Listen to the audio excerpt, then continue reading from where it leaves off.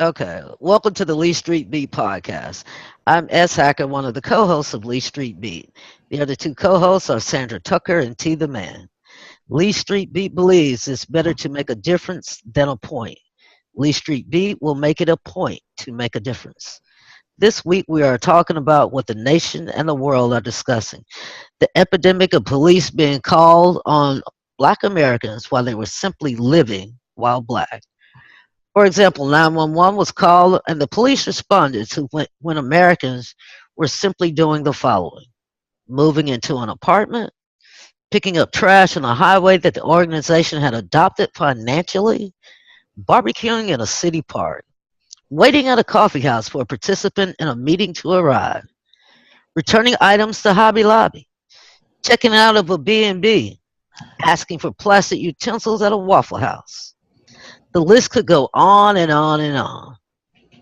All taxes paid to cities, counties, and states are paid in green. Part of that greenery is sliced off to the law enforcement budget within those aforementioned communities. Since everyone is forced to pay taxes, why can't all tax-paying Americans be treated the same? Last time I checked, there was no shades of green on my Federal Reserve notes. I see no notation stating that I, as a Black American, should be treated differently. What's your opinion on this subject, Sandra Tucker? Well, you know what? Nothing in the world is easier state than accuse a Black man of a crime.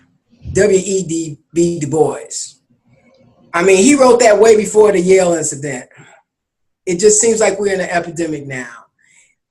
White people seem to just be uncomfortable with anybody that doesn't look like them, and they continue to exert their authority by calling the police. They call them for little or nothing, and the police, they don't even bother to ask them what is their motivation.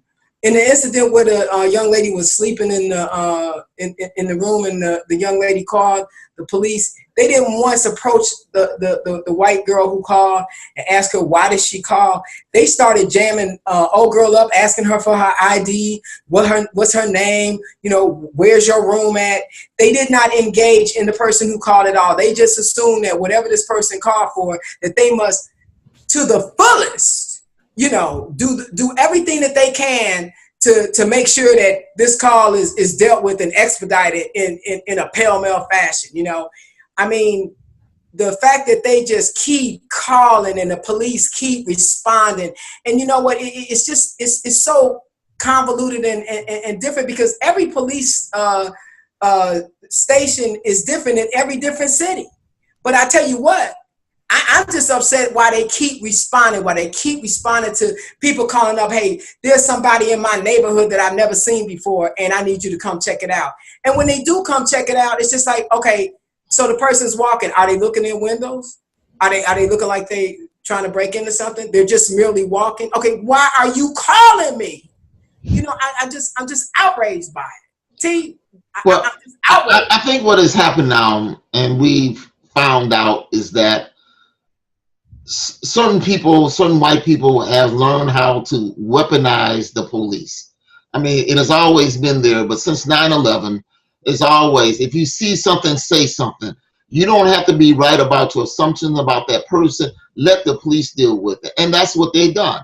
Now, what they've done actually is move from when they had that swatting in California with all the celebrities, and they were running to their house, or Charlie Sheen's house, or somebody famous, and they had the whole SWAT team saying there's somebody there with a gun. The police just overreact and go there. And after a while, they realize they're being swatted. They're being done the same thing. Cole's house. They're being done the same thing here. The same thing is happening here. Except now, especially with the B&B. Now, this woman was a neighbor. She says she knew the person. And because she knew that person, you would think she would have got on the phone and called her neighbor and said, hey, I see some people at your house. Are you there? Are you not there? Or whatever it is. Apparently, she didn't do it. She saw 4 black girls walking with suitcases coming out the house. I guess she felt that her neighbor had so much valuables in there that they needed 4 suitcases and 4 women to just roll it out to a Uber that's going to pick them up. I mean, common sense would have told them something is wrong. But apparently, there's not a lot of common sense. I mean, Sandra, you've been in my neighborhood, you know. I mean, they look at me, they wonder who I am. I mean, some of them know I'm from Chicago. They see different cars, but when you walk in, and especially in the South, people have a tendency to wave at you. And even though they Absolutely. wave at you, they'll still call the police. Now, I've been Absolutely. Waving and calling at the same time. It's I've been fortunate that yeah, I walked in your I've been at my neighborhood. home walking down the street, and the police rolled by, not that because somebody called, but I mean he didn't stop. He didn't ask me for no identification, but I was prepared for it in case he did, because you know after a while you got to kind of realize that sometimes you're in a situation you know it's not right, but you got to be smarter than them, and you got to kind of sometimes not, even though you're right, you don't want to get into the point where they get the advantage. If he's dumber than you, then you know what, you say what? Do you live here? Yeah, I live here. But once you're on your property, if you talking about can I come in? No. Do you got a warrant? You can come in because this is my house. You need a warrant. That's as simple as that. But if Know he your just on the rights. street, you know what are you doing there? You want to go on about your business. You know, I mean, you want to stand up for your rights. There's a ways to address it. And my cousin, who's been on the Toledo Police Department for until he retired, he said the problem is that when they get a call, they have to respond to a call. And that's what these cops are doing. They're responding to the call. They have these young officers and sometimes these older officers. They go there, they're clueless. I mean, we live in an urban area. We can tell a young kid with saggy pants who the gangbanger, who's not the gangbanger. They can't discern that. So they go for what they're trained. And the But I don't need them to try to discern situations based on the way people are dressed. but that's what they Because do. that's That's what they're profiling. taught, That's Sandra. profiling. Yeah, I know it's profiling. You know what? And the way they look at it, they don't consider profiling illegal. There ain't no law on profiling. They use it as a tool in the police toolbox. That's what it is. It's just like it's just like if you lie to a cop, that's a crime. The cop lies to you, it's not a crime because No. it's it's a way of elicit evidence from you, and it's okay for him to do it. So Right. the law is unfair and unjust. I'm So, telling you. as hacker, what do you think? I mean, I don't know how to address this. I don't know how we can. We need somebody coming here and say, "Hey, we need you to know what's going on, and how do we fix this?" Right. Again, and the officers are dispatched based upon the description given by the dispatcher. Right. That's where it's either heightened or lowered, in my opinion. And again, I agree with you to the man that people that they have to respond. But I think what Sandra is saying is the manner in which they respond. Exactly. I agree with you 100%. But you know That's what? the problem. These small towns are not going to do sensitivity training or any kind of training until they get sued. And once They they start respond in doing, the same way in the big cities too. well, I know, but once they get sued, they make some kind of, even if it's a half-ass effort, they make an effort. But these small towns, they're not making no effort. They don't intend to make an effort. Well, you know what? I mean, when we talk about small towns, I mean, are we talking about like where we come from, like where you live and where I live? I mean, these are just like We, suburbs, we have the same problem here. And what happened is you have a lot of turnover in the police department. So we have a lot of young cops, and especially up in the north part of town where there's affluent blacks that lives there, and they see a black kid with a skip riding a bicycle, and they want to stop him and ask him, who bike is that? Because the neighbor's bike got stolen last week. Exactly. You know, It ain't even the same color, but they just want to, have that when you stealing conversation. a Cannondale bicycle that's over $1,200, and you ride it and pull it in your driveway in $1 million house, common sense will tell you maybe that black boy lives there.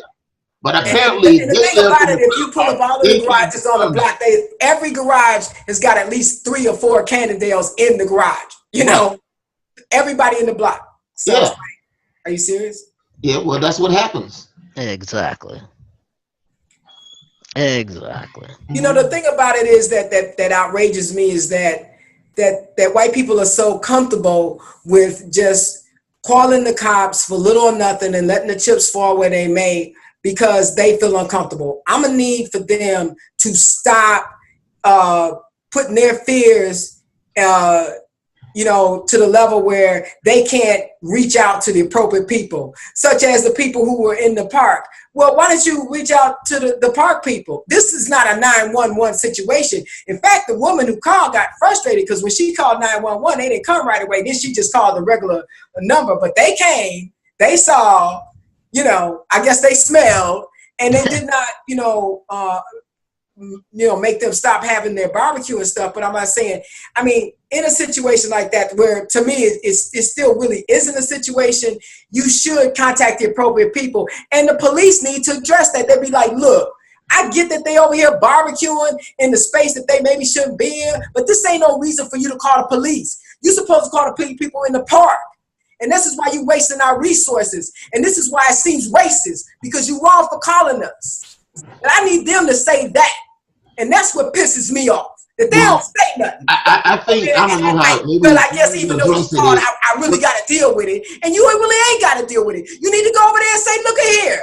You calling me for this for real? You kidding me? Well, part of it is when they call, they want to remain anonymous, and that's how they. No, man, this white woman standing right there on her phone, waiting for the police to come check. So you can see the black people sitting at the picnic table, the food. They ain't running. They want to see this happen. They want to see it through.